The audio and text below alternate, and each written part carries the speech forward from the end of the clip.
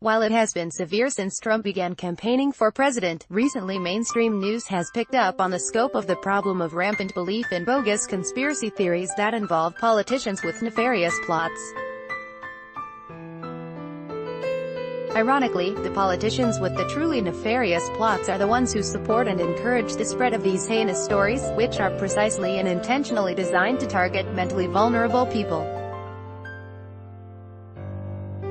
While the conspiracy theory crowd, who predominantly support Donald Trump and crackpot allies like Alex Jones and the shadowy Q, may appear to just be an odd quirk of modern society, the truth is that many of them suffer from psychological illnesses that involve paranoia and delusions, such as schizophrenia, or are prone to them, like those with schizotypy personalities.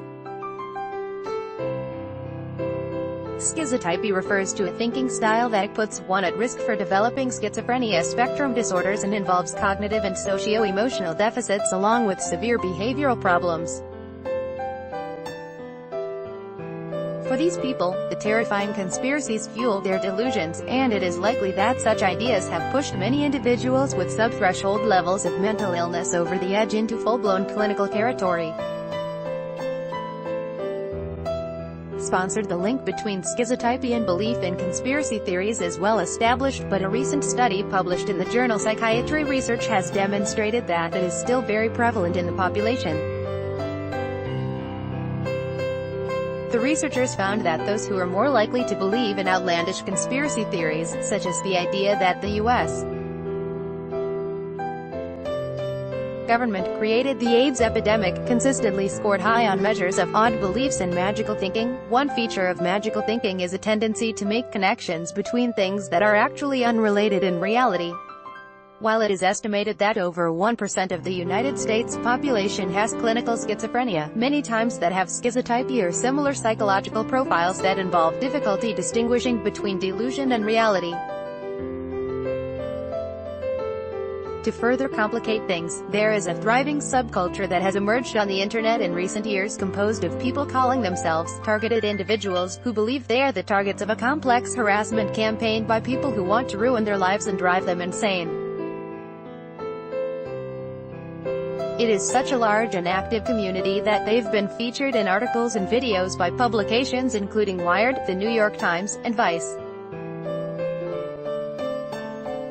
These people, and other similar online subcultures, often believe that they are also the victims of mind control and mental attacks from secret government technologies. The truth is, almost all of these technologies cannot work in reality, given the scientific knowledge we have today. In pop culture, they are commonly depicted as people who wear tinfoil hats to block attacks from directed energy weapons, and some actually do. While this might sound amusing on the surface to some, we must not forget that these people are struggling with nightmarish delusions and intense paranoia, and need our compassion and care. They certainly do not need to be strategically manipulated with propaganda that further deteriorates their mental health. This kind of targeting is exactly what Steve Bannon and the Trump campaign did when they used data from Cambridge Analytica, which the company had gotten from Facebook, to create psychographic profiles of vulnerable voters. And all one has to do is visit alt-right media outlets and discussion boards to see that such manipulation is still going on and is worse than ever. But the effects of this psychological manipulation are not only limited to people who have delusional disorders or are prone to them. They have uncovered powerful and shockingly devious conspiracies. These troubled individuals become online evangelists for their cause, putting great effort into converting psychologically normal others into conspiracy theorists. To them, it's a battle between good and evil, and they believe Trump is the former and his political opponents the latter, who are all involved in insidious affairs like pedophilia rings and the deep state. These people have essentially become radicalized, and will spend much of their time spreading the gospel of Trump and Q to anyone in cyberspace who will pay attention. One reason this is much more effective than one might guess is that the signs of their mental illness are largely hidden from view. Average internet users do not see their off-kilter appearance or behavior, they only see their message, which is loud and confident. For For those who lack sufficient education in subjects like politics and world affairs, the ideas of these sick individuals can often sound like informed, well-researched opinions.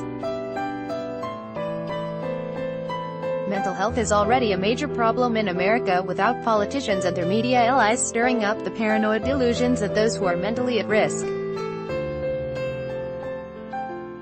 This is not just playing politics, it is damaging psychological abuse that is harming literally millions of people, and it shouldn't be ignored any longer. Bobby Azarian is a neuroscientist affiliated with George Mason University and a freelance journalist.